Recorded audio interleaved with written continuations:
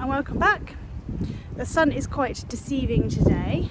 It's sunny but very cold and windy, as you can hear. See? It's a reminder that winter is not over yet, but I've still got lots of jobs to do, so I'll show you what I'm going to get up to. I'm back out at the front this morning and we're nearly there with the wall. I've got 2 pyracanthas here and a flower I don't know the name of. It's this, and it has beautiful yellow flowers, I think in the autumn, that I want to keep. So I'm going to dig them up now and move them so that we can plant them back in the border when the wall's been done.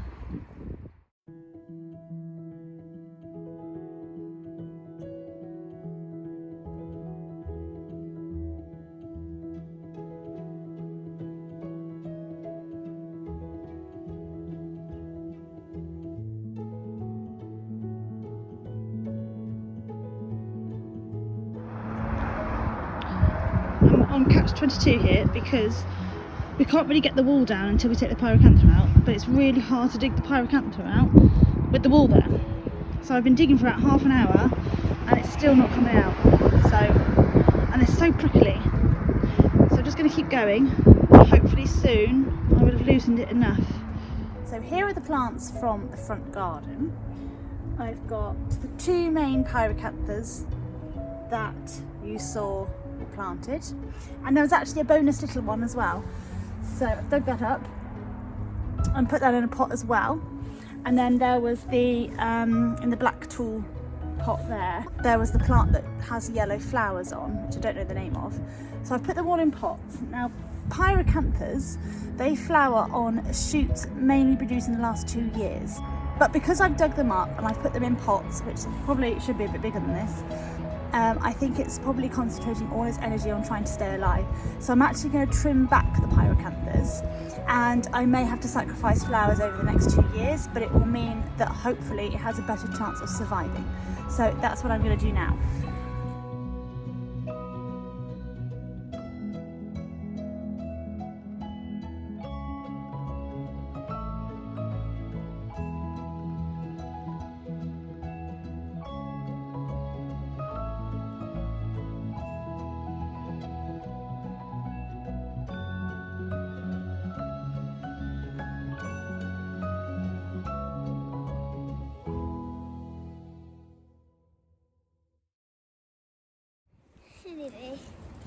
As you can see, Elsa has joined me. Emily doesn't seem to feel the cold at all. Are you cold, Emily? No. No? Why would you be? Because when the bees comes, I'm not even cold. You're not cold. Even though she's purple, she's not cold. I've trimmed those right back. The branches that I've trimmed that have berries on, I'm going to leave out on the grass for the birds to take. It's a shame to waste them. The birds will still love a bit of food. And I will store them in our little holding area that we've got. And we will hopefully put them back somewhere once the wall's done and we know where we want them, and we can train them better and guide them, and hopefully they'll be a better shape as well.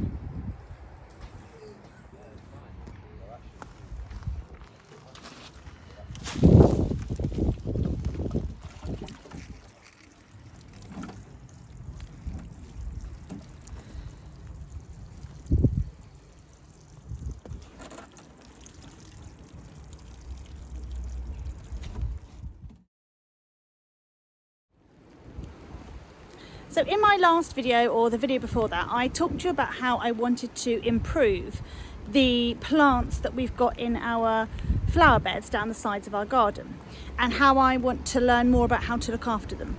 And last time I took care of the Lacecap formosa, and today I want to look at our hydrangea. So this is our Lacecap hydrangea. It's not very old. And all I want to do right now is I'm going to just deadhead the very tops of where the blooms were.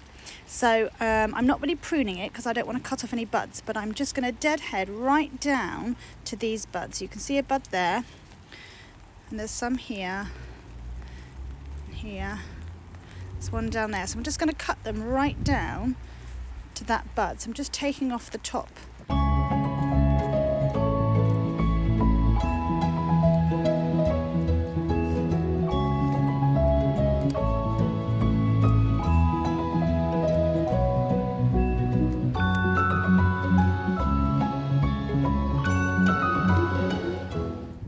I can really smell this winter box plant here. It's got this gorgeous fragrance. So I'm going to put a layer of compost around the base of the plant. Hydrangeas like to be irrigated a lot. They like, you should water them sort of every week or daily if it's really hot. And their roots like to be kept cool. So an extra layer of compost or mulch will really help with that. So I'm just going to spread this all around the base of it, all the way around, and hopefully that will help it.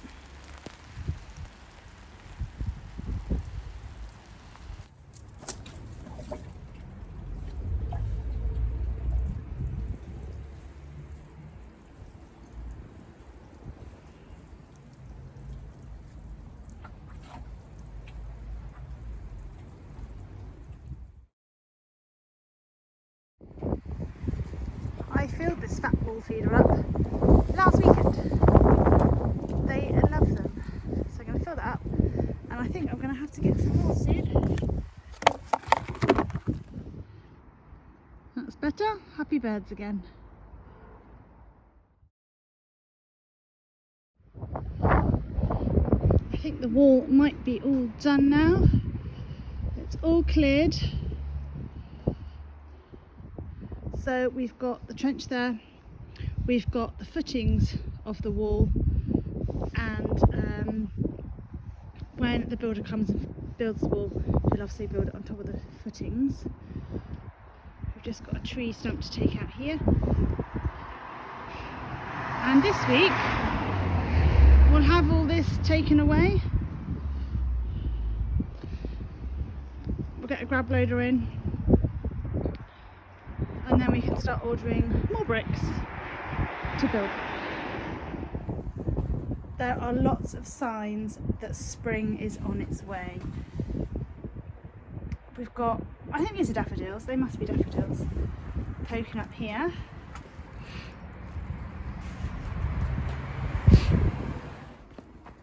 The daffodils are doing really, really well. It's so nice looking up the garden from the kitchen window and just seeing them a little bit taller each day. Before you know it, the yellow flowers will be out.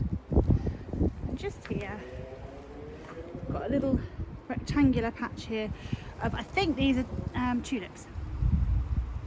I cannot remember what colour they are, so that'll be a nice surprise. So things are starting to grow. Oh, I'll just show you as well. A couple of weeks ago we forced the rhubarb, and if you remember, this one was looking okay, but this one I wasn't sure whether it was dead or not. And look, and that is literally about 2 weeks. So it's not dead, it's alive. Another thing saved. Let's have a look in this one. So they're coming on nicely. All very exciting. Thank you for joining me in my garden again. I hope you enjoyed today's video and all the little jobs that I'm getting up to.